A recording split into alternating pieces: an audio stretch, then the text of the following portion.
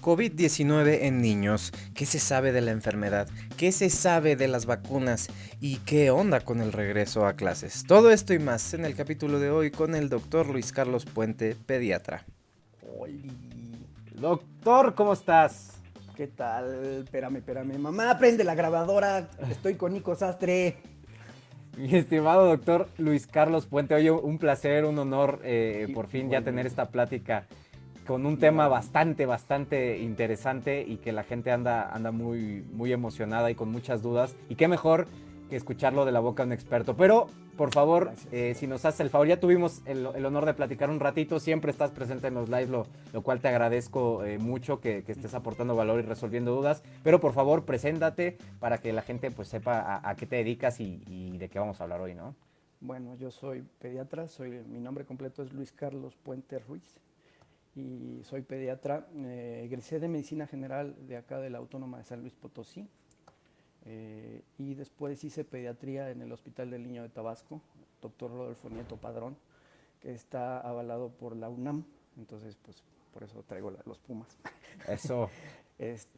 Y bueno, soy egresado del UNAM también. Entonces, y pues ahorita acá andamos en San Luis Potosí. Pues el tema que nos concierne hoy es COVID-19 en niños, ¿no? Ok. Que es algo que ahorita pues cada vez más hace más ruido por el tema de que ahora anuncian que el regreso a clases y todo eso. Pero ¿qué nos puedes decir tú respecto a COVID-19 en niños? ¿Qué se ha observado dentro de lo que podemos mencionar ahorita brevemente, ¿no? Bueno, principalmente lo que ya sabemos que el COVID es una infección viral o de origen viral. La transmisión es respiratoria, es decir, por gotitas contaminadas, de secreciones respiratorias contaminadas, aunque también se ha visto en evacuaciones o en otro tipo de secreciones como orina o en lágrima. El contagio, como ya sabemos, es directamente a través de las gotitas. El principal contagio, el principal medio de contagio que se ha visto y ya se ha determinado casi al 100%, es a través de las gotitas respirándolas. Entonces, otro tipo de contagio por contacto o por contaminación ocular es más difícil y prácticamente nulo, no se ha visto el caso. También comentar un poco los aerosoles, la formación de aerosoles también en los baños, por ejemplo, lo que platicábamos en alguna ocasión en Corea, que hubo casos de gente contaminada o gente enferma por jalarle al baño, pero no taparle, nada más. Claro. ¿Sí? Eso es Ok. lo que se ha visto. La transmisión pues, por secreciones respiratorias, sin embargo, la frecuencia en pediatría es muy baja. Va Y en eso sí, diferentes países. perdón que te interrumpa, porque es bien interesante, ¿no? ¿Qué hay hasta ahorita de información? ¿Por qué a los niños parece darles como más leve? Aparentemente no les va tan mal con COVID. ¿Qué se sabe hasta ahora? Okay. El panorama que se esperaba era mucho más crítico. El porcentaje es del 1 al 5% de la población y se ha visto que hay cuatro teorías en general. La principal teoría es que hay mucho menos presentes los receptores de la enzima convertidora de angiotensina. Hay otros que son la teoría de la vacunación, que el niño tiene ya la vacuna triple viral y la BCG, aunque solo es teoría. Hay contacto Okay. también con otros coronavirus, no solo está el SARS-CoV-2, conocemos el SARS-CoV-1, porque mucha gente dice, es que el coronavirus, pues también ya existía el SARS-CoV-1, y tú en eso eres muy experto, la verdad, el coronavirus de las aves. También el sistema inmune, la respuesta inmune de los niños es un tanto diferente. La respuesta inmune primaria es más agresiva y la respuesta inmune secundaria no le da tiempo al virus de hacer una respuesta inflamatoria sistémica de tal forma que no presenta una tormenta de citocinas como los adultos. Ok. Ok, entonces Okay. pareciera que es esta reacción en niños de diferencia, ¿no? Que teniendo menos, para que entiendan, estos receptores, que son las puertas de entrada, ¿no? Del virus a la célula, son menos, esa es una. Otra, la respuesta inmune menos intensa, por así decirlo, que es lo que te Exacto. termina destruyendo por dentro, ¿no? Tu mismo cuerpo reaccionando, los niños no reaccionan tanto. Esta inmunidad existente cruzada, por así decirlo, con otros coronavirus y además esta teoría de las vacunas, ¿no? En resumen, Sí. perfecto. Bueno, Ha salido, digo esto que además los medios lo hacen todavía más intenso y más cabrón de lo que aparentemente es, que sí es bastante trágico que le pase a los niños esto. Sin embargo, la gente piensa que es de ley que les va a suceder si sus hijos se enferman, y es este famoso síndrome multisistémico. ¿Cómo se llama esta enfermedad y qué es lo que sucede que ha sido tan sonado y si es tan frecuente como realmente dicen? Ok, no es tan frecuente, definitivamente se ven pocos los casos. Sin embargo, es un síndrome muy preocupante porque se parece mucho a una enfermedad que se llama enfermedad de Kawasaki, la cual Ok. llega a dar síntomas y signos o una patología muy grave con una respuesta inflamatoria sistémica muy súbita y muy agresiva de momento cuando lo presentan. Este se caracteriza por algunos datos. Los criterios son fiebre por más de 5 días, persistente, inyección conjuntival, es decir, los ojos muy rojos, eritema en palmas y plantas. También hay mucositis o alteración en la mucosa, lengua en fresa, y se ha visto también que tienen alteraciones dermatológicas como si fuera una especie de piel de lija. Esos son los 5 datos principales. Se le suelen hacer estudios de laboratorio en los que se encuentran elevación de reactantes de fase aguda, trombocitosis, es decir, plaquetas elevadas o plaquetas bajas también se pueden dar el caso.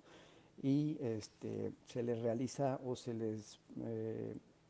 una vez pensando que pueden tener este síndrome estos pacientes, se les realiza un ecocardiograma en el cual podemos encontrar aneurismas coronarios, que eso es lo más riesgoso.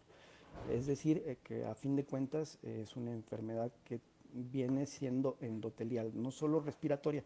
Obviamente, como ya dijimos, el virus se adquiere por vía respiratoria, pero la enfermedad puede ser endotelial. Pero lo que sucede en estos pacientes con síndrome multisistémico o inflamatorio multisistémico por COVID es que no es en sí el COVID el que le está causando el problema. El problema es por autoanticuerpos contra el endotelio vascular. ¿Sí? O sea, es una respuesta exagerada. Es como una tormenta de citocinas, a fin de cuentas, también. Ok, eso está muy cañón. Aquí me están preguntando, pregúntale lo del síndrome multisistémico, es lo que nos acaba de mencionar el doctor. Sí. Está cañón. Dicen que es endotelio, si nos puedes mencionar qué es el endotelio. El endotelio es la parte del interior de los vasos sanguíneos, ¿sí? O sea, la capita interior. Ese tiene una distribución muy amplia porque pasa por todo pues el sistema circulatorio. Bueno, en el endocardio es una especie de endotelio, pero es otro tipo de endotelio.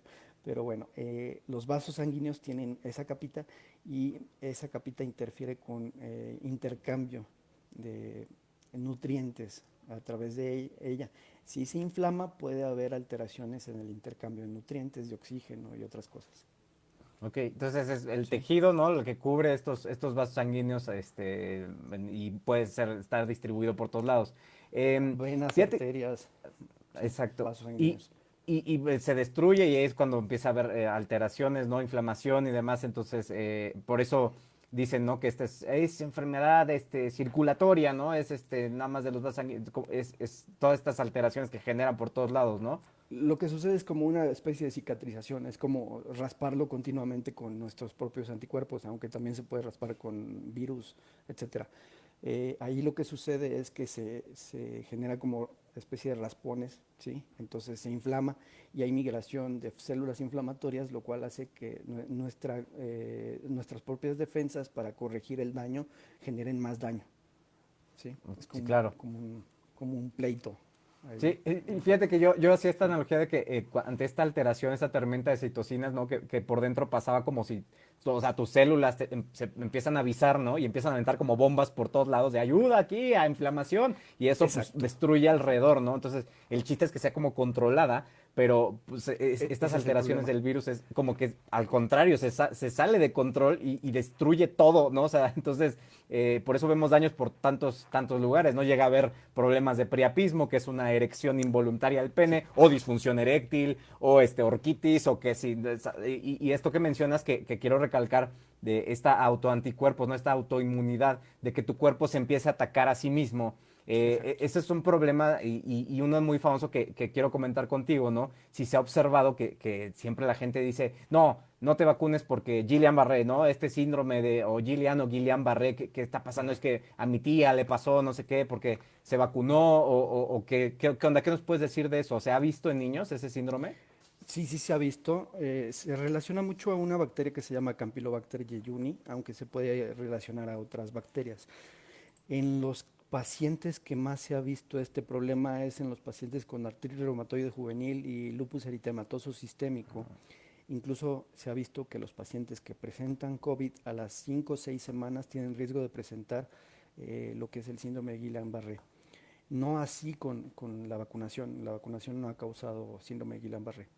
Esta enfermedad se caracteriza por una desmielinización, es decir, la capita de grasa que cubre los axones, es decir, los cables de las neuronas, que Ujú. son los que transmiten la señal de nuestro sistema voluntario, sistema nervioso central voluntario, que hacen que nuestro cuerpo se mueva, se van desmielinizando. Haga de cuenta que se quedan sin esa capita y entonces la señal no pasa y entonces se presenta como eh, una debilidad simétrica, progresiva y ascendente. Empieza en extremidades inferiores y va subiendo de manera simétrica, es decir, en ambas piernas, y va subiendo rodillas, cadera, etcétera, y algunas veces puede llegar a paralizar el sistema respiratorio que lleguen a requerir ventilación.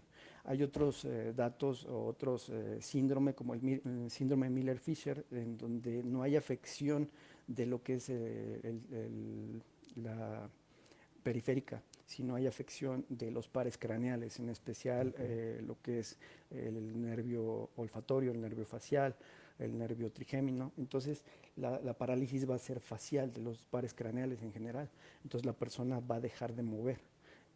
Esa parálisis se puede llamar parálisis pseudopulvar, pero bueno, es el nombre que los médicos le damos, en donde el paciente va a presentar debilidad de la cara o Oye, incluso de los músculos de la deglución o de la respiración acá, y puede haber paro respiratorio también. Oye, y pues bueno, todo esto que nos dices, este síndrome multisistémico, que autoinmunidad, todo eso, pues, y entonces, ¿qué show? Vacuna en niños. Las vacunas en niños, está esta preocupación. ¿Y los niños para cuándo? O sea, ¿sí se van a vacunar? ¿Qué onda? Ahorita sale la noticia más reciente, fue la autorización de Pfizer en Estados Unidos, ¿no? De 12 a Ujú. 15, pero de pronto salieron también estudios que estaban haciendo en China, en Canadá. Entonces, en este caso, ¿tú qué has visto? ¿Qué se sabe de la vacuna COVID-19 en niños? Ok, la vacuna ahorita está pues bueno, ya fue admitida la de Pfizer para niños de 12 a 16 años. De 16 para arriba en Estados Unidos eh, ya se admitió y ya se estaba aplicando. Y tiene aproximadamente 2 semanas, me parece, que en Estados Unidos ya aceptaron la vacuna de Pfizer. Y se van a hacer estudios en niños de hasta 9 años, me parece que en septiembre, pero todavía no se sabe. Sin embargo, yo apoyo al 100% la vacunación, Ok, ¿sí? entonces, Y de sí, todas las vacunas. todas, ¿no? ¿Cómo? Todas, Y ahorita hay que todas. mencionar eso porque el tema que sigue Te lo todavía y pongo, si sigue y funcionó en sigue. adultos, va a funcionar en niños. Los niños aguantan más. Y además eso, ¿no? Que los resultados han sido como de 100% eficaz y dices, wow, ¿no? Exacto. Tiene sentido, tiene su explicación. Pero ¿qué onda con este mito tan tonto respecto a las vacunas causan autismo? ¿Qué onda con eso, no? Eso es de un artículo que sacó, te digo, el autor de ese artículo, mejor lo bloqueo en la mente, no, Sí, no quiero mejor. saberlo. Pero ese autor fue un solo artículo, pero el daño ya está hecho. Pero no es cierto, o sea, definitivamente no es cierto, porque si no todos ya tuviéramos autismo, o habría más prevalencia de autismo, y el autismo, la correlación es netamente hereditaria. De hecho, ya lo platicaste con Ana Ceci también, lo del autismo, en tu Spotify. Bueno, ahí lo escuché, incluso. Entonces, no, definitivamente no. De hecho, al médico le retiraron la licencia, la revista se retractó, pidió disculpas y pues fue un caos, ¿verdad?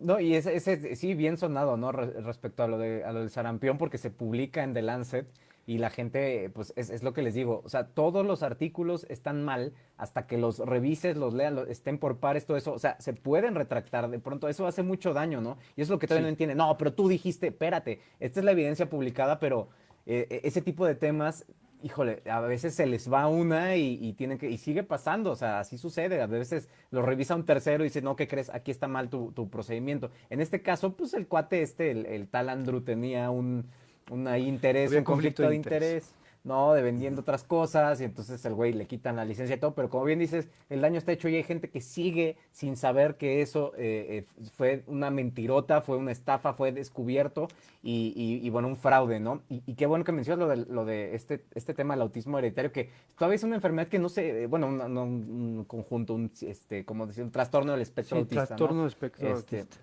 es un Exacto. conjunto de situaciones que hasta la Sí, fecha es difícil Asperger, por explicarlo ejemplo. exactamente, exacto. El Asperger es otro, ¿no? Entonces, más relacionado a la genética y, pues, ahí ni modo que qué, ¿no? O sea, no, la vacuna, o sea, es muy Es, complejo. Y yo siempre les es digo esto, fácil no sé qué echarle opinas, la culpa doctor. a lo... Ajá. ¿Qué opinas de eso? Yo cuando me dicen eso, digo, explícame qué es el autismo, ¿no? ¿Qué es el autismo? A ver si me lo sabes explicar, porque es muy difícil. Yo sinceramente me cuesta mucho trabajo, o sea, ¿cómo explicas eso, no? Sinceramente es un tema que yo lo he leído y a pesar de eso me cuesta entenderlo, la verdad.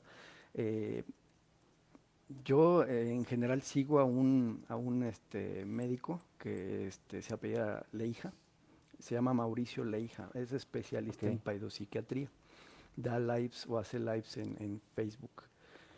Y él maneja mucho que para hacer el diagnóstico no es tan fácil y no se puede sospechar en algunos casos, pero es difícil. Y la definición, pues, es aquel paciente que no interactúa con el entorno de tal forma que solo pone atención en su propio yo, no pone atención en el entorno, se le habla y no contesta, no interactúa con las demás personas, pero hay ciertos criterios para hacer el diagnóstico y ese diagnóstico no es simple, no es sencillo, se necesitan varias visitas. Dentro de los criterios pues se encuentra el DSM, bueno, estaba el DSM-4 y ahora está el cinco. DSM-5. Sí.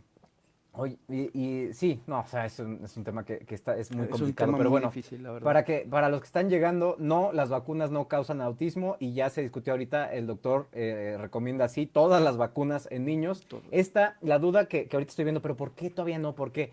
Porque esto se sigue un protocolo, o sea, tienen que agarrar primero los mayores de 18 y luego agarras 16, 18 y luego 12, 15, ¿no? Entonces vas agarrando poco a poco los datos. Ahorita el doctor nos dijo, mira, si funcionó en adultos, en niños, pues seguramente hasta más, ¿no? Entonces es una cuestión de tiempo y en el caso de esta enfermedad, que ese tema, fíjate que no lo anoté, pero hay que platicarlo, ¿no? Respecto a quién hubieras vacunado tú primero. Pero los controversiales vamos a dejarlos Eso. para el final. Vamos a hablar Ujú. del regreso a clases y del esquema de vacunación.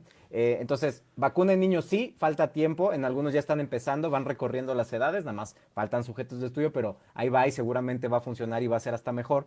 Eh, y el tema de ahorita mientras, ¿no? ¿Qué onda con los cubrebocas en los niños? Porque hay que no, que de cierta edad no, acá sí, careta. ¿Qué nos puedes decir de eso, doctor? Mira, en este tema de los cubrebocas ha sido algo controversial. Sin embargo, y hay pocos artículos del tema en pediatría. Pero en general vi o leí un artículo en el cual mencionaba que la Organización Mundial de la Salud, así como la UNICEF, recomiendan el uso de cubrebocas de preferencia de 3 capas, o sea, quirúrgico de 3 capas, no tanto de un KN95 o N95, de los 6 años en adelante. ¿Por qué? Porque el niño es el que ya de 6 años ya se puede ordenar un poco más o se le puede decir que se lo mantenga puesto más tiempo.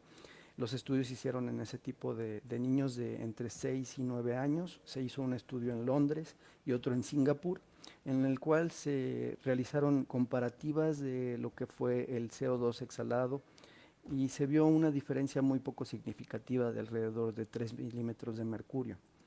de cambios entre que lo traía puesto y que no lo traía puesto. Se vio pocos cambios, algunos pacientes presentaron un poquito de disnea, pero más que nada era molestia en lo que es la carita. También un solo paciente presentó taquicardia, pero fuera de eso prácticamente no hay ningún problema. Mi recomendación es que en la medida que sea posible lo traigan puesto. Obviamente hay niños, por ejemplo, de 1 año, 2 años, que es muy difícil. Por ahí ando una foto con un niño con un cubrebocas, pero con los ojitos descubiertos. Pues tiene cierta utilidad, pero lo que sabemos bien es que el cubrebocas, lo que protege más es el hermetismo del cubrebocas. Y tú ya lo has demostrado en muchísimos videos, en el que soplas y donde no se apaga una vela, por ejemplo. Ujú. Entonces, esa es una situación bien, bien importante. El cubrebocas, más que proteger a uno mismo, protege a los demás. Entonces ahí los que tendrían que utilizar el cubrebocas pues son más, en este caso, los adultos. Hubo un video que yo hice acerca de cómo cuidar niños en pandemia. Como los niños son portadores, muchas veces portadores asintomáticos, hasta el 13% llegan a ser portadores asintomáticos, que quiero Wow. hablar de ese tema de Sí, asintomáticos porque hay mucha duda de eso. sí, sí. Eh, como el 13% llegan a ser asintomáticos, el que tiene que traer el cubrebocas es el adulto que lo cuida. E incluso yo recomendaba careta protectora porque los niños escupen. Ujú. Escupen jugando, no por groseros, ¿verdad? Entonces, en esa circunstancia, pues yo creo que sí se tienen que proteger. Y quienes los cuidan normalmente son los abuelos. Entonces, en este confinamiento, si hay un familiar con coronavirus, pues todos cubreboca y caretas cuando haya contacto con niños. Esa era la primera.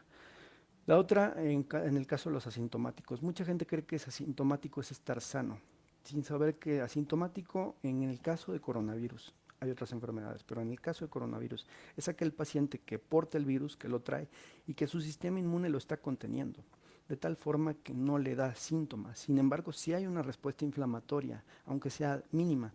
Como yo comenté, la respuesta inflamatoria del niño o de todos los seres humanos en general, la respuesta inflamatoria se divide en dos, respuesta primaria y secundaria. En el adulto la secundaria es más fuerte, por eso tenemos la tormenta de citocinas, interleucinas, etcétera. En el niño la respuesta primaria con IgM, que es la principal inmunoglobulina de defensa que tienen los niños, o bueno, que tienen todos al no tener contacto inicial o al tener un contacto inicial con un agente extraño, es mucho más fuerte. También el paso de inmunoglobulinas a través de la lactancia materna es sumamente importante. Y esa inmunoglobulina que se pasa son dos, es la IgA y la IgM, perdón, la IgA y la IgG. Sí. Dependiendo de las patologías que llegue a tener la madre. Por ejemplo, una madre que ha sido vacunada, y ese tema también lo vamos a hablar, vacunada de COVID, genera anticuerpos. Entonces esos anticuerpos a través de la lactancia se pueden pasar y se ha visto que duran hasta por 6 meses. Entonces, en el paciente asintomático, sus defensas están funcionando, sí. Sin embargo, puede haber una respuesta inflamatoria y no sabemos en qué nivel puede haber un control entre la proinflamación y la antiinflamación. Y hay unos pacientes en niños asintomáticos que cursaron el COVID asintomático y 6 semanas después presentaron el síndrome de respuesta inflamatoria Wow. multisistémica por COVID. Y también, como comenté, en los pacientes con artritis reumatoide juvenil y lupus eritematoso sistémico que empieza en 14 años, alrededor de 14 años, esos pacientes que aparentemente, como su sistema inmune con los medicamentos, esteroides en general o algunos otros, lo tienes modulado, no responden de manera habitual al coronavirus, entonces pasan como asintomáticos, pero te hacen una respuesta inflamatoria sistémica y te corren riesgo de presentar el síndrome de respuesta inflamatoria multisistémica a los 6 semanas, o incluso también se ha visto Guillain-Barré en esos pacientes. Wow, abordaste varios temas ahí que a ver si Todos en alcanzamos a uno cachar, solo. porque sí, no, es que es bien interesante.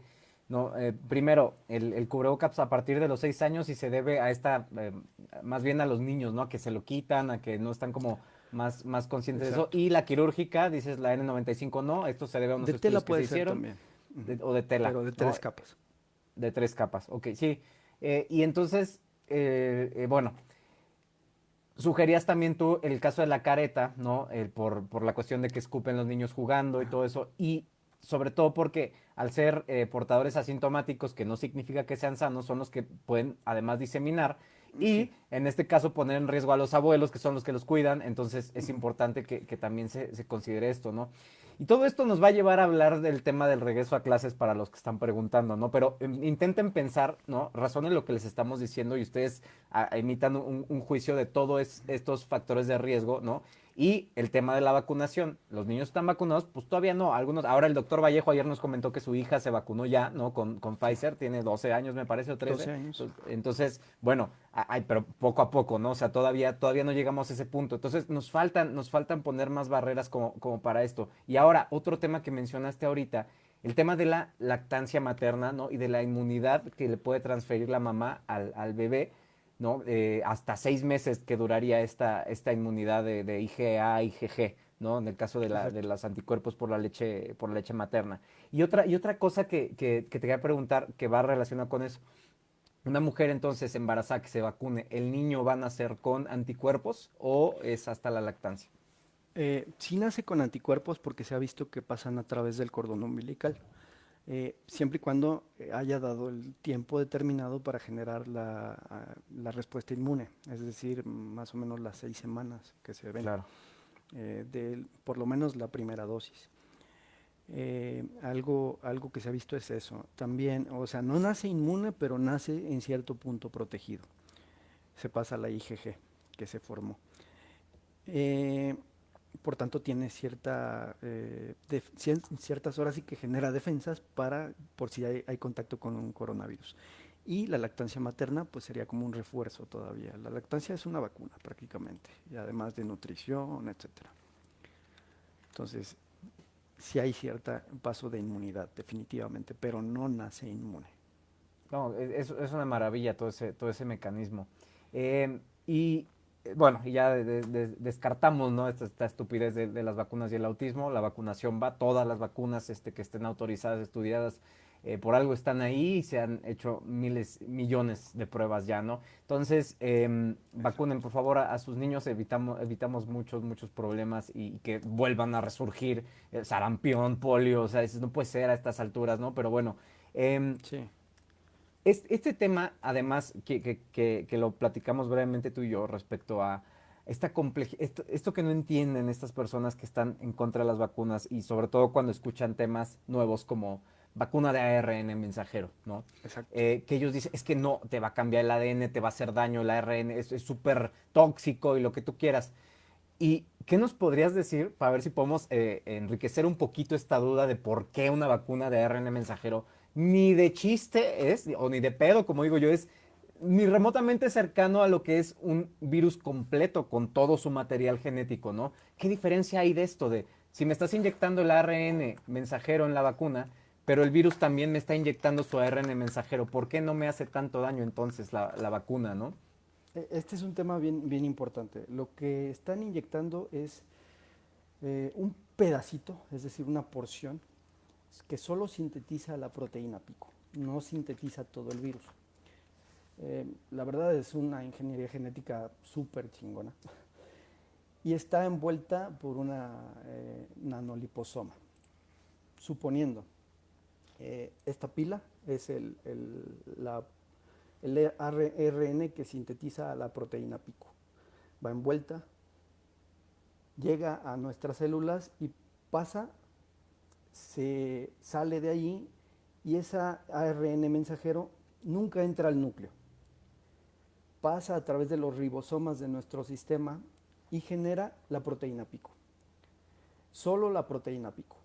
La proteína pico es la que tiene sensibilidad de adherirse a las paredes a la enzima convertidora de angiotensina, que es la que está en las paredes. En este caso, nuestro cuerpo va a generar anticuerpos contra esa proteína pico. ¿sí? Entonces nuestro cuerpo genera un anticuerpo similar a lo que es la enzima convertidora de angiotensina, pero no es exactamente igual. Es una modelo llave cerradura. Entonces se pega a ese antígeno, que es la proteína pico, y este es el anticuerpo. Este es el anticuerpo y este es el antígeno, esta es la proteína pico. Lo reconoce, ¿sí? Y lo fagocita. De tal forma que ese monocito que lo fagocitó va a generar que se lo presente a otra célula que se llama linfocito TCD4, lo va a reconocer y el linfocito va a generar anticuerpos específicos para esa proteína pico. Es decir, va a generar solo esto, ¿sí? Entonces va a generar solo el anticuerpo específico para esa proteína, no otra cosa, ¿sí? Entonces, nunca entra a nuestro sistema en el núcleo, no va a modificar DNA porque solo actúa a nivel ribosomal. Es algo que se me hace incongruente, pero es gente que no sabe absolutamente nada. ¿Qué es lo que pasa? Que la gente cree que al inyectar eso va a ingresar y va a modificar proteínas, etcétera. Lo que sí puede modificar proteínas, y ya lo platicamos, es el virus completo. Porque el virus completo trae otra serie de antígenos o proteínas dentro de su RNA que sintetizan proteínas diferentes. Las cuales pueden generar una respuesta inmune más exagerada o incluso modificaciones en algunas proteínas que limitan el desarrollo de tumores. Sí, como las proteínas de los genes supresores de tumores, pero eso ya es fuera del núcleo, siempre fuera del núcleo. Sí, y mira, todo Espero esto que dices, pues, bien, a ver si con esto, ¿no? O sea, lo que tú estás inyectando en estas nanopartículas de lípidos, ¿no? Es este pedacito que codifica, Exacto. ¿no? Que son las instrucciones para la proteína Spike. Pero el virus no tiene esto, el virus tiene todo esto, ¿no? Es una serie de Exactamente. instrucciones que va a fabricar una maquinaria viral que es impresionante, bueno, Otro una virus, estructura, muchos virus. Ajá. ¿no? Que trae ahí, que sí se puede incorporar, pareciera, ¿no? Que se puede incorporar quizás a nuestro material genético, esconderse de alguna forma, como lo hace el VIH, ese es un tema que todavía se está estudiando, pero que decía, ¿cómo es posible que el virus siga ahí y siga dando positivo en personas inmunodeprimidas? Esto puede suceder, ¿no? Puedes estarlo replicando por meses y entonces pero es el virus. Lo que quiero que entiendan de lo que nos acaba de decir el doctor es la diferencia y el nivel de riesgo que no se compara en que tú te pongas una vacuna y, por ejemplo, hoy mi queridísima Ale de Uruguay tuvo una reacción de 1 en 1.000.000 de anafilaxia a la vacuna de Sinovac en Uruguay. Está bien, está vacunada y ya está como si nada, ¿no? Pero puede pasar una reacción alérgica de 1 en millones. Ujú. Pero si a ella le hubiera pegado el virus antes, ¿no? Todo este cambio inflamatorio, o sea, pudo irle mucho peor. El beneficio supera por mucho el riesgo, ¿no? Y una reacción anafiláctica a ella que tiene muchas alergias, ¿no? Que por aquí anda la doctora Elma Pedia. O sea, son cosas que se siguen estudiando y que todavía es difícil, ¿no? Pero ¿por qué soy alérgico? ¿Por qué? ¿Por qué a mí, no? O sea, sabes que hay muchos factores que se Mala incluyen. suerte. Sí, o sea, son muchas cosas ahí pero yo soy alérgico a las fresas y me encanta. Pues lo siento, mi estimado. A los El otro día les contaba camarones. Sí. una anécdota de esta persona, una chica ambientalista de como 18 años que era defensora de las abejas y todo eso, la picó una abeja y se murió por una reacción alérgica, ¿no? Ujú. Sí, Entonces, sí, sí, sí. pues pasa, o sea, así pasan las cosas. Mala Entonces, suerte. entiendan que el virus es muy complejo, es muy dañino, genera un desmadre, ¿no? Ahorita me dio gusto que ese video que subí donde tú estás diciendo, yo prefiero, no, a mí no me gustaría arriesgarme a que mi cuerpo se defienda, ¿no? Que vamos a entrarle a estos temas en estas segundos, en esta media hora que nos queda, respecto a lo que decía, por ejemplo, Eugenio Derbez, ¿no? No, yo estoy sano, o sea, yo sé que mis defensas se pueden hacer cargo y que yo me curo solo, ¿no? O sea, yo no me vacuno, o sea, mi esposa se quiere vacunar, yo no porque yo puedo contra el virus. ¿Tú qué dirías ante eso, doctor? No, yo sí puedo con el virus, yo me defiendo, pues total, mi sistema inmune puede solo. Que se está arriesgando mucho a varias cosas. Primero, el adquirir el virus pues no es así como que simple, ¿no? Es una gripita, ¿no? Ese es un gran error. ¿Por qué? Porque como ya sabemos el virus puede generar secuelas, ¿sí? Dentro de las 50 secuelas que ya sabemos, no es sencillo tenerlas. Eh, Se han visto secuelas en todos los sistemas. Se han visto secuelas como en la piel, alopecia areata, por ejemplo. Se ha visto secuelas neurológicas como anosmia y disgeusia, es decir, alteración del olfato y del gusto. Se han visto alteraciones en el endotelio, como ya comenté. Uno de esos puede ser incluso el síndrome de respuesta inflamatoria multisistémica por COVID. Hay una respuesta inflamatoria, a fin de cuentas. Es confiar demasiado en algo que no tenemos control. Y es algo que yo no permitiría, porque no sabemos qué enfermedades tengamos que no hemos diagnosticado. La prueba está que algunas personas han tenido contacto con el virus y han tenido la enfermedad, quizá asintomáticas, y semanas después presentan alguna enfermedad que tarde o temprano iban a presentar. Entre ellas, lo que comentaste en un video, diabetes, por ejemplo, porque de alguna manera el virus ataca las células beta del páncreas. Entre otras, tiroiditis de Hashimoto, lo cual puede llegar a dar hipotiroidismo. Entonces, yo no me arriesgaría. Aquí me preguntan que si en los niños las mismas secuelas no se han visto como tal, pero no sabemos exactamente cuánto tiempo va a presentar. Si es un niño de 3 años y a los 6 años presente diabetes juvenil por el COVID. Es como que arriesgarnos mucho. Es demasiado. Yo preferiría nunca enfermarme, como lo dije en ese video, porque no sabemos cómo va a responder nuestro sistema inmune. Si te fue bien, perfecto, pero si no te fue bien, y lo más seguro es que no nos vaya bien, todavía lo que estamos viendo es la punta del iceberg. Es decir, lo que fue pandemia, confinamiento, eh, este, lo que es la enfermedad en sí, la neumonía por COVID, los muertos por COVID y todo lo que las secuelas económicas es solo la punta del iceberg. No sabemos de aquí a futuro cuántos casos de cáncer pueda haber secundarios a este coronavirus. Al parecer puede que no, pero como ya lo comentaste, en pollitos o en aves los coronavirus se han relacionado a neoplasias.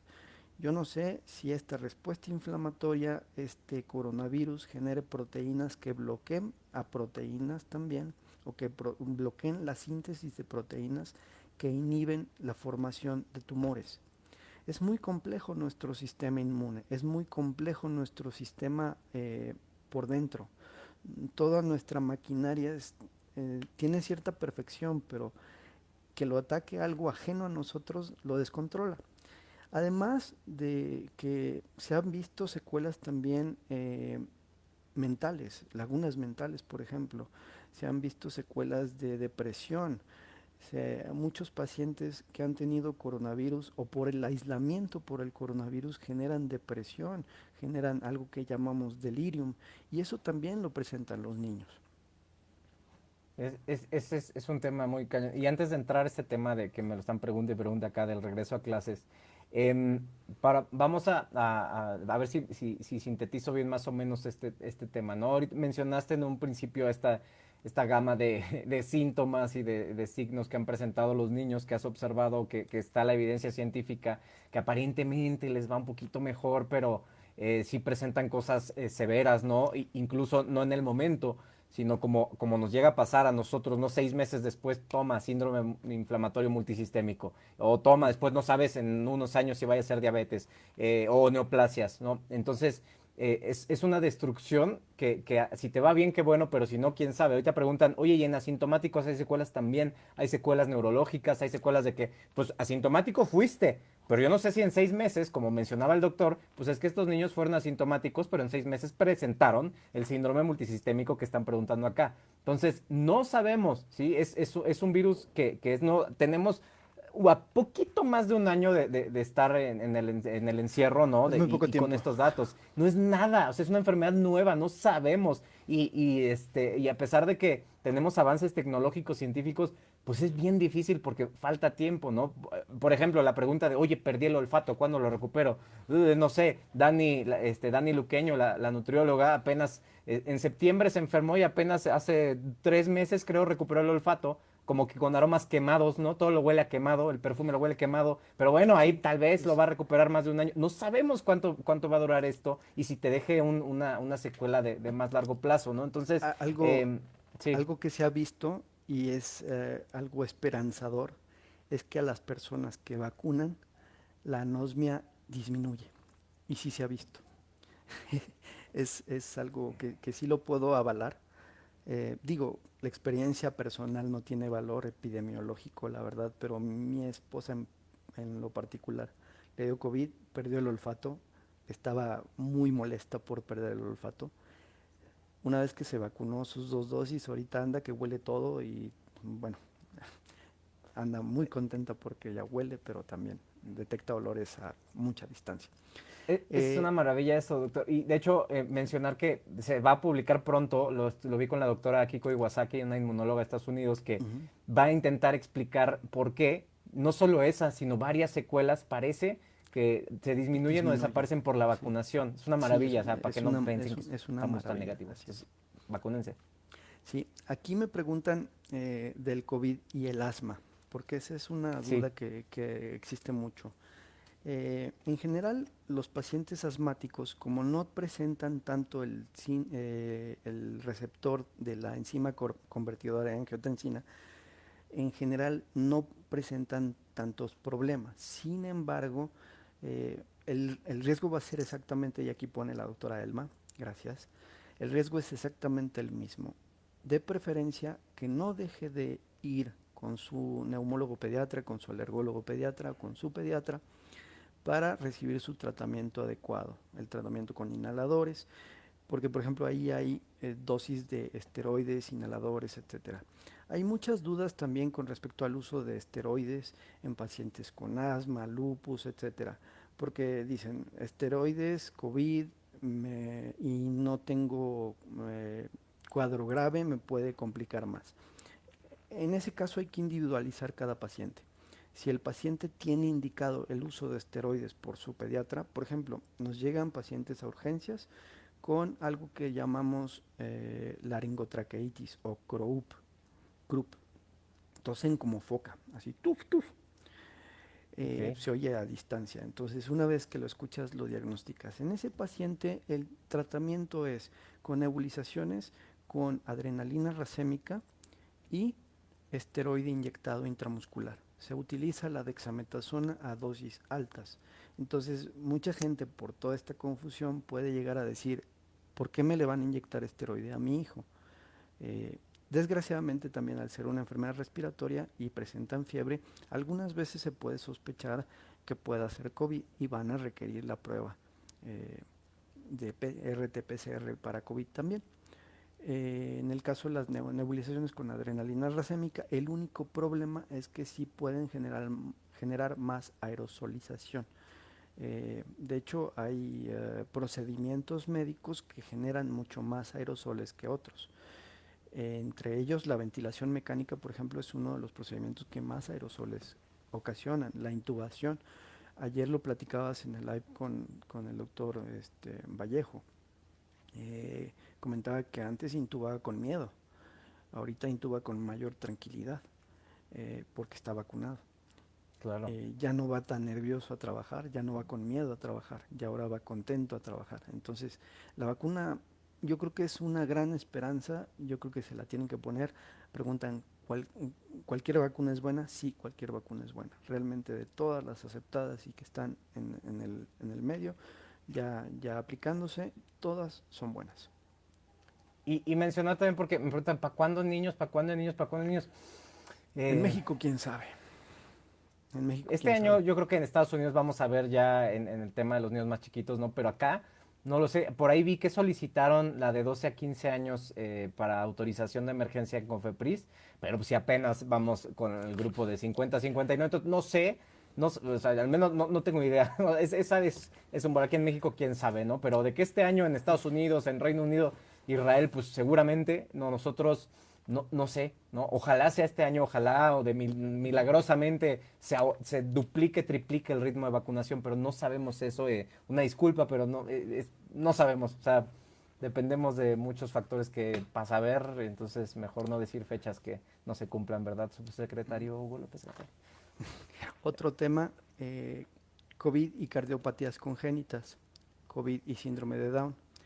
En general no se ha visto también incremento en el caso de los pacientes con síndrome de Down y COVID o también COVID y cardiopatías congénitas. Sin embargo, en algunos pacientes se han reportado casos de COVID grave o severo en pacientes con defectos del tabique interventricular, que es una comunicación interventricular, lo cual ocasiona un flujo de izquierda a derecha, es decir, que la sangre del corazón izquierdo, es decir, del corazón del ventrículo izquierdo pase al derecho y genera hipertensión pulmonar crónica.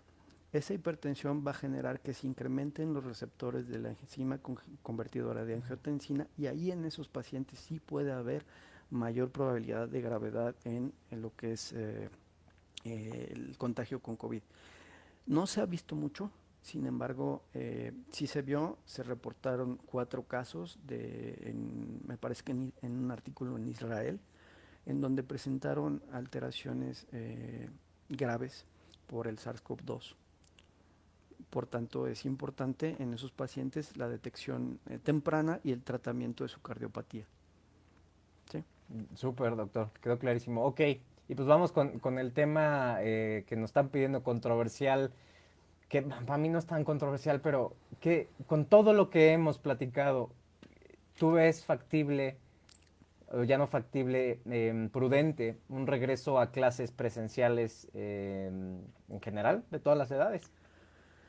Mm, híjole, es muy difícil. Yo creo que no sería lo ideal. Vi una plática de médicos españoles con médicos mexicanos. Incluso ahí intervino el doctor, me parece, Martínez. Bueno, el doctor que pasó la tabla de San Luis Potosí, Ok. este, que está en YouTube. Él en una plática en Facebook comentó que él no lo veía ideal porque desgraciadamente lo que tú comentas, no hay un buen protocolo de saneamiento. El protocolo de saneamiento que tienen es completamente errado. O sea, primera, no tienen buena ventilación muchos de los salones, no tienen, por supuesto, no tienen filtros EPA y no tienen sensores de CO2.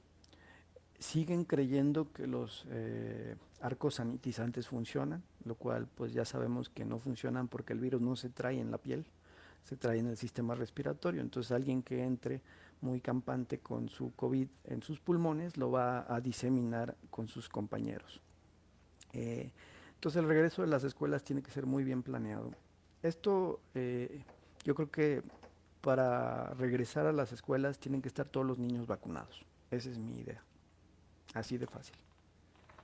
Estoy de acuerdo contigo y además este tema que le he escuchado de algunas personas, no, bueno, pero a los niños no les va tan mal, que sepas, ¿no? Y si en un año resulta Porque que no he tiene, recibido o sea, ninguno. no sé, porque no te toca atenderlos con el doctor, ¿no? O sea, qué fácil para ti decirlo, que en 6 meses síndrome inflamatorio multisistémico y empiecen a tener, o sea, no, de verdad Eh, sí. ese es un tema bien importante porque no es grave hasta que nos pasa a nosotros. Puedo decir, ok, en México han muerto alrededor de 600 niños. Mm, Si fuera tu hijo, si ujú. fuera mi hijo, a mí me destroza. Así de fácil. Y yo creo que a cualquiera. Entonces es un tema que yo preferiría que vacunaran a todos antes de que regresaran a clases. Porque el riesgo está. Hay médicos que dicen, es algo con lo que tendremos que vivir, sí, pero hay que vivir preparados. Entiendo que hay una situación bien importante. Los niños ya están hartos de estar en casa. Va a haber secuelas psicológicas y Sí. psiquiátricas bien importantes que no hemos tocado también, pero sí hay artículos donde ya hay alteraciones psicológicas bien importantes en los niños, depresión, entre otras cosas. Entonces y entra el otro tema controversial. ¿Qué hubiera sido mejor? No sé si ya lo quieras tocar. ¿Qué hubiera Venga. sido mejor? ¿Vacunar adultos o vacunar niños primero? Yo creo que lo ideal hubiera sido a la par, ¿verdad? Todos, Sí. el que se quiera vacunar, Mm. que vaya. A lo mejor se puede entender un poco mal, pero yo creo que las primeras personas que debieron de ser vacunados, después de médicos, tanto medio público como privado, debieron de haber sido personas en edad de trabajadores, es decir, productiva. Y no es discriminar a los ancianos, pero ahorita muchos de los ancianos, gracias a Dios, tienen pensión y viven en casa. Habría que individualizar. Si ese anciano tiene que trabajar para vivir, vacúnenlo.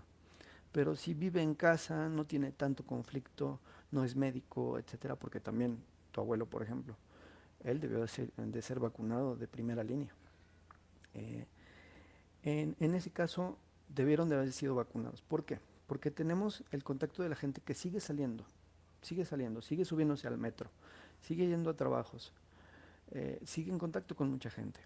Para reactivar la economía, hubiera sido, a mi punto de vista, mucho mejor vacunar gente de edad de 18 hasta 55, 60 años, que primero empezar por los más grandes, que sí corren riesgo, pero en realidad la mortalidad fue más alta en personas de 45, 55, incluso se murió el lunes, falleció en el hospital donde yo estoy, falleció un chavo de 32 años.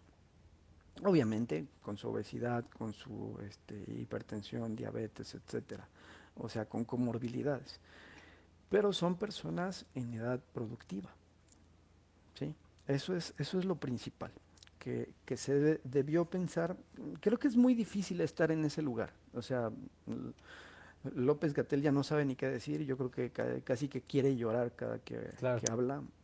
No tengo nada en contra de él. Yo, bueno, opino que ha sido difícil su labor, errática en muchas circunstancias, pero también la Organización Mundial de la Salud también falló en muchas cosas. Entonces, híjole, era algo nuevo, pero creo que había el buen momento para rectificar el barco y seguimos cometiendo errores. Y un error, a mi punto de vista, es el público en los estadios, por ejemplo, que ahorita se están viendo. Ese es un error. Y otro error es el regreso a clases. Me preocupa mucho más el regreso a clases. Porque los niños, pues, desgraciadamente a veces no nos damos cuenta que están enfermos. 13, lo recuerdo el dato, les recuerdo a ustedes. 13% son asintomáticos, ¿sí? De personas de 19 años. Para abajo, el 13% son asintomáticos. Y algunos de esos asintomáticos, 5 meses después, pueden desarrollar síndrome de respuesta inflamatoria multisistémica por COVID o alguna enfermedad tipo secuela de eso. ¿Arriesgarían a sus hijos? No, definitivamente no. Y además, aportando un poco a lo que dices, esta movilidad, esta productividad por edad, ¿no? ¿Quién, y casos que son muchísimos, ¿no? De que el primo contagió a la abuela y que el no sé qué, o sea, por esa movilidad, ¿quién es el que se mueve más? Estoy de acuerdo contigo, y es bien difícil, sí, yo también, luego, sabemos, ¿no? O sea, en el caso de un epidemiólogo, doctor en Johns Hopkins, que tenga que decir tantas tonterías que le están diciendo, di esto, pon tu cara de idiota y di esto. O sea, no, en su sano juicio no. Pero también se manifiesta pues algo que hemos fallado, ¿no? Que no se había puesto especial atención y es la evidencia científica y la actualización. Y lo vemos ahorita con esto que mencionas, ¿no? De no ventilar las aulas. Es que la OMS dijo, sí, la OMS dijo una estupidez rotunda, la peor de todas hace más de un año, ¿no? Sin Ujú. tener evidencia científica. No, no se preocupen, desinfectenlo todo ya con eso. ¿Con qué? ¿Cómo? ¿Con qué evidencia? O sea, entonces es muy difícil, ¿no? Es muy difícil las estrategias, me parece que no hay como tal una correcta porque además no había suficientes vacunas, pero yo estoy del lado de lo que tú dices también, en el caso de vamos a asumir quién es el que tiene más capacidad de movilidad, ¿no? Que primera línea, primero los médicos, ¿no? Porque no hay una primera línea como tal. Primero los médicos, los de En- farmacia. Son los que más enfermeras, pacientes COVID ven, enfermeras, camilleros, paramédicos. enfermeras, camilleros. Sí, porque a veces dicen médicos del medio privado. Bueno, perdón, ahí también incluyo a camilleros, personal de ambulancia, enfermeras, afanadoras, todo ese personal que pasa, hace el trabajo sucio desgraciadamente y pasa desapercibido, pero es muy importante porque nos ayudan muchísimo. Y mucha gente, camilleros, somos el primer país del mundo en donde más gente de salud ha muerto, entre ellas enfermeras, camilleros, personal de ambulancia. Y a pesar de eso, no se vacuna gente de ese medio, ya es negligencia. Tenían todo para reivindicarse con eso. Estoy de acuerdo, falta de recursos, falta de lo que tú quieras, es que anteriormente nos dejaban, pero si eres el número uno en muertes de personal de la salud, que incluye a todos los que mencionaste, lo de Endereza menos el que puedes barco. hacer es vacunarlos a ellos primero, ¿no? Híjole, Exacto. y luego cosas que de veras parece que nos mandan señales, ¿no? De, miren, y ahora les voy a aplicar esta historia que comparte el doctor Pacation Moreno, ¿no? En el hospital, una enfermera, 55 años, acaba de fallecer por COVID-19 y Ujú. arriba la publicación de Canal 11, ¿no? Del mero mero, de ya nos vacunaron en Canal 11. ¿Cómo es? O sea, no puede ser, no puede ser. Pero Es digo, entiendo que hay incongruente, otras ¿no? razones, ¿no? Es muy incongruente y difícil, y es un tema bien difícil. Sí, Ajá, y no estoy en contra de que vacunen maestros, ellos también no. están en riesgo y creo que es algo que me parece adecuado, pero se debió de seguir vacunando gente del personal médico. No sé, yo creo que es un tanto difícil. Gracias a Dios y a ciertas circunstancias hay vacuna. Es ir en contra de los antivacunas y yo creo que aguantar un poco más el regreso a clases. Si se va a hacer un regreso a clases, que sea muy bien planeado. eh, digamos, los pares de la lista los lunes, miércoles y viernes y los nones martes y jueves, no sé, o sea, que no vayan todos al mismo tiempo. Y pues, pero el problema principal que yo veo es que se siguen lavando superficies, se sigue, o sea, la gente sigue cometiendo los mismos errores, a pesar de que ya saben que el contagio es vía respiratoria, seguimos cometiendo los mismos errores. Pues me quedo con eso, doctor. Yo creo que nos quedó claro. Ustedes, como padres de familia, como docentes, difundan la información. A mí hoy decidí subir ese video de, ¿quieres fomentar que les dé COVID a los niños? Porque dos personas me mandaron, es que tomamos un curso para el regreso a clases y me dijeron que no sirve de nada medir el CO2 y ventilar, que hay que desinfectarlo todo, ¿no? Como curso para regreso a clases. Por supuesto que de mi boca jamás va a salir, sí, regresen. No, no, no sabemos, o sea, no saben las medidas apropiadas para prevenir esta enfermedad. Siguen sin saberlo. Y lo entiendo porque las mismas supuestas organizaciones con autoridad en cuestiones de salud no lo han sabido comunicar. Y aquí, ¿qué espero de aquí? ¿No? De aquí ya no me impresiona ninguna de las tonterías que dicen el secretario de salud, el subsecretario, el presidente. O sea, ya, pero por esa misma razón es que se pasa el mensaje a las diferentes personas que ahora van a hacerse cargo de las medidas de sanidad para regresar y ponen túneles ionizantes y ponen el tapete sanitizante y El ponen todo esto. tapete. No, definitivamente no estamos listos. Ojalá, brevemente digo ojalá, que sí tengamos esta inmunidad por infecciones. Y digo brevemente porque imagínense si sí son más de 70 millones de enfermos, todo lo que dijimos ahorita, el doctor y yo, respecto a lo que puede llegar a pasar después, ¿no? O sea, Sí, ¿qué porcentaje va a presentar algo, ¿no? De todos los que ya secuelas. nos enfermamos. No quiero Sí, saber. Ahorita qué padre que bajaron los casos. En un año no quiero saber cuál va a ser el daño colateral. O como tú dices, ¿no? Es la punta del iceberg. No sabemos después. Entonces, aprovechen ahorita eso que están diciendo y síganse cuidando. Porque, sí, sé que en cierto punto, como dicen, hablamos desde el privilegio, pero claro, sí. insisto, creo que la vacunación no fue del todo bien planeada. Sin embargo, bueno, se pudiera corregir todavía. Están llegando muchas vacunas a México. Ya comentaste live ¿cómo se llama? Podcast, que se tienen vacunas guardadas. Ujú. Es algo que no entiendo. O sea, falta envasarlas o qué, es como, eh, no sé, reserva, para qué la quieren, porque no están de venta. O sea, también me parecería incorrecto que la liberaran a venta libre, porque puede prestarse a piratería de vacunas, a que te den otra cosa, y sería peor porque la gente saldría de casa muy confiada y resulta que le da COVID, y eso generaría más antivacunas, ¿no? Sí.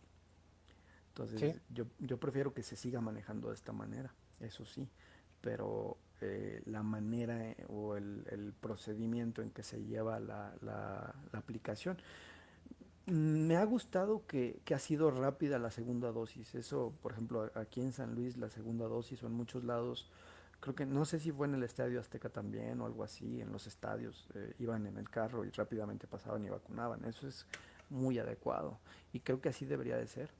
Eh, a mí sí me gustaría que gente de en edad productiva ya se vacunara, sí, porque es la que más riesgo corre, y los niños.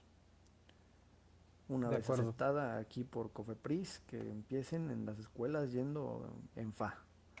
Si van a regresar a las escuelas, que las escuelas se utilizan como centros de vacunación de los niños, Sí.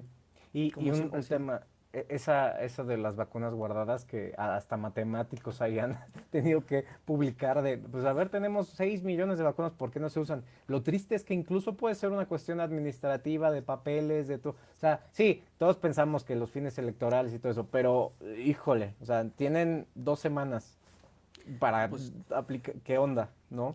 no quiero opinar de eso, pues de lo de fines electorales, pero luego te mando un video. Perfecto. Sí, para los que están preguntando, esta fue una plática sublime. Gracias a todos los que se quedaron. Impresionante, de Gracias. verdad. Gracias por estar participando, preguntando. Si llegaste tarde, esto se queda en YouTube, en Spotify, lo vamos a estar subiendo en Instagram, en Facebook, por todos lados. Es bien importante que escuchen esto y sobre todo ahorita, que está como de, sí, en junio regresamos. Espérate No, tantito, vamos a pensarlo. Doctor, no sé si tengas algo más que agregar. pues yo no sé con eso del regreso a clases, qué tanto los padres de familia nos podamos oponer. Esa es una situación. Y maestros, porque ellos también tienen miedo. O sea, aunque estén Sí, vacunados, eh, tienen miedo por sus propios hijos. Eh, tiene que ser muy bien planeado. Yo creo que es un tema que también se tiene que platicar, por ejemplo, con Mane.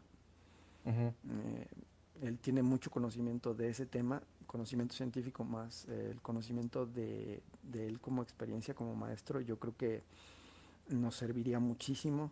Es para tema de mesa de discusión, porque, repito, en España ya lo hicieron, y en algunos lados, me parece, aquí pusieron en Perú, algo así, que ya regresaron y están volviendo a presentar casos. Algo sí. bien importante que quiero agregar es que las nuevas, todavía no se dice cepas, pero bueno, los nuevos variantes de la vacuna, perdón, del coronavirus, pueden ser de más riesgo para los niños. Todavía no sabemos, porque pues hasta ahorita se comprobó eso, pero al ser una enfermedad y un virus que muta, que cambia, puede ser que ya ahora ya no quiera ese receptor y se vaya a otro receptor más presente en los niños. Y ahora nos dé la pandemia para niños, por un error que cometamos, porque mutó en alguna persona por nuestra necesidad de seguir saliendo a reuniones, a fiestas, etcétera, y ahora afecte a nuestros niños. Y yo creo que eso sería lo peor que pudiera pasar. Las mutaciones ocurren y estársela jugando en algún momento te puede tocar y estoy de acuerdo contigo, doctor. Este, Luis, Próximamente más leucemias en niños, riesgo de leucemias, etcétera. híjole, O sea, sí, no, no, perdón, hay el virus del Epstein-Barr, por ejemplo, no sé si afecte a pollos, aves, no, hasta ahora ¿no? no. Ok, pero lo conoces, ¿verdad? El Sí, sí, sí. Epstein-Barr, el citomegalovirus, están Ujú. relacionados 100%, bueno, no 100%, pero sí un porcentaje a linfomas y leucemias.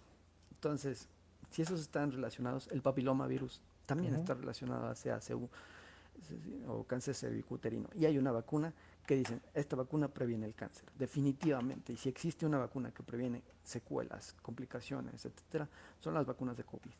Es una maravilla que ya existan. La verdad yo estoy agradecido de que existan. Yo ya tengo mis 2 dosis y sinceramente me siento mucho más tranquilo trabajando. Ya no hay el miedo, pavor de acudir a trabajar. Entonces, los Claro. niños, ¿por qué no? Y pues como dices, ojalá y todos esos que promueven el movimiento antivacunas se les regrese muchísimo, porque ellos sí lo están haciendo a veces, yo creo que o por ignorancia o por conciencia, pero yo creo que es por negligencia, de querer tener la razón. Sí, y pueden hacer mucho daño, muchísimo daño, Sí. esperemos. Pero para eso estamos aquí y alzando la voz y difundiendo la ciencia y, pues gracias, gracias doctor. Por favor, sigan Muchas al gracias. doctor Luis Carlos Fuente, tu pediatra TikTok. Sí. Acá se pueden meter directo a su perfil. Pregúntenle, tienen hijos, quieren la opinión de un experto que ejerce medicina basada en evidencia, que me dejó mucha tarea, me pasó artículos y yo fascinado para poder platicar con él porque es un tema muy complejo, entonces escuchen a los expertos y más a los que hablan con base en evidencia científica. Doctor, Muchas te gracias, agradezco Nico. como siempre, No, gracias por yo regalarnos este tiempo. te agradezco mucho más yo a ti porque me das la oportunidad de hablar, darme foro, por supuesto. Es un tema que ya tiene tiempo que queríamos platicar y pues obviamente con mucho interés, eh, más en nuestros niños que es el presente del mundo, ¿no? Sí, muy bien. Presente y Pues, futuro del mundo. pues gracias, Gracias a gracias doctor y todos. gracias, gracias a todos los que Sí, se conectaron, gracias por quedarse esta poquito más de una hora, va a estar el live arriba, no se preocupen si no llegaron a sí, tiempo, lo vamos a difundir. Y ok. doctor, pues buenas noches, seguimos en contacto Bueno, sí, seguimos en contacto. Bye. para seguirle dando esto. Gracias, gracias Luis, cuídate Hasta mucho luego. y nos estamos viendo. Bye. Bye.